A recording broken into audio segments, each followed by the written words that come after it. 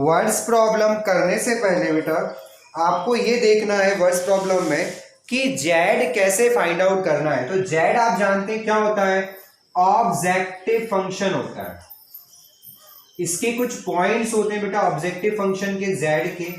कैसे कब कब जेड आता है कैसे बनाते हैं। ध्यान दीजिएगा, जब कभी हम न्यूमेरिकल पढ़ते हैं, वर्ड्स प्रॉब्लम की थ्योरी को पढ़ते हैं और उसके अंदर अगर पैसा यानी मनी कहीं एक ही जगह लिखी मिल रही है और वो प्रॉफिट का या लॉस का पैसा है, ध्यान दीजिएगा पूरे न्यूमेरिकल में कहीं पैसा नहीं है और एक ही जगह पैसा लिखा आया, तो वो पैसा क्या होता है बेटा, जेड हो जाता है। कैसे, जैसे देखिए पूरा जो चैप्टर है वो दो वेरिएबल के लिए चलेगा, एक एक्स के लिए और दूसरा वाई के लिए प्रोडक्ट होंगे। अब मान लीजिए ए पर प्रॉफिट दे रखा है ए रुपीज और वाई पर दे रखा है बी रुपीज, तो ये उस कंडीशन में क्या होगा, जेड। सारी बातें सुनिएगा, कुछ 3-4 पॉइंट्स हैं,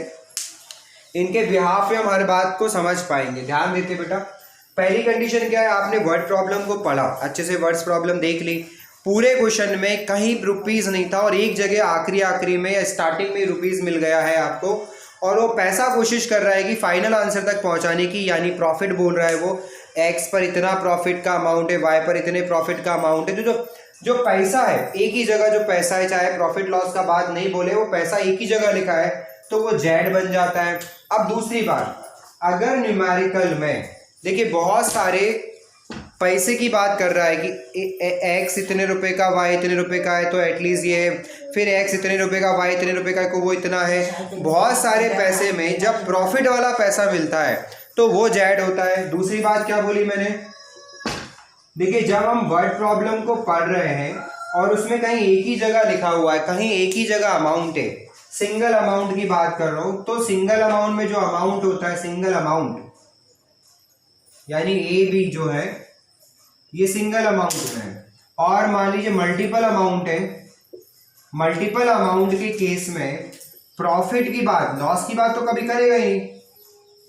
जो प्रॉफिट्स हैं ए बी वो यहां पर लिखना है। जैसे 5 रुपए का एक्स आया, 10 रुपए का वाई आया और 100 रुपए का हम सामान खरीद के लाए, फिर इस बार 7 रुपए का एक्स आया, 15 रुपए का वाई आया, आप 200 रुपए का सामान खरीद के लाए, तो हमें बताइए एक्स पर इतने रुपए का प्रॉफिट हो रहा है, 50 रुपए का, और वाई पे इतने रुपए का प्रॉफिट हो रहा है। कुछ ऐसे सिचुएशन कंडीशन क्रिएट करेगा, तो मल्टीपल अमाउंट में जो प्रॉफिट वाला अमाउंट है वो यहाँ पर एक की जगह लिख दीजिए और बी की जगह लिख दीजिए। कंडीशन नंबर थर्ड है, जब पूरे न्यूमेरिकल में ना एक्स है ना वाई है, सॉरी अमाउंट ही नहीं है, पूरे वर्ड प्रॉब्लम में कहीं पैसा यानी अमाउंट नहीं है, तो उस केस में आपका जेड क्या हो जाएगा बेटा, जेड हो जाएगा एक्स प्लस वाई। अगर किसी वर्ड प्रॉब्लम में कहीं कोई पैसे की बात ही नहीं कर रहा है, लास्ट में बोल रहा है मिनिमम नंबर और मैक्सिमम नंबर ऑफ प्रोडक्ट बता दीजिए, तो आंसर क्या लिखोगे, जेड के लिए एक्स प्लस वाई। और आखिरी पॉइंट क्या है सुनिएगा, लास्ट पॉइंट है आपका ए एक्स प्लस बी वाई, यानी कभी आपको क्वेश्चन चल रहा है और कंस्ट्रेंट्स बनाने के लिए रिक्वायरमेंट दिया हुआ है और कहीं एक रिक्वायरमेंट मिसिंग हो गया, ये क्या हो गया, मिसिंग रिक्वायरमेंट का केस है।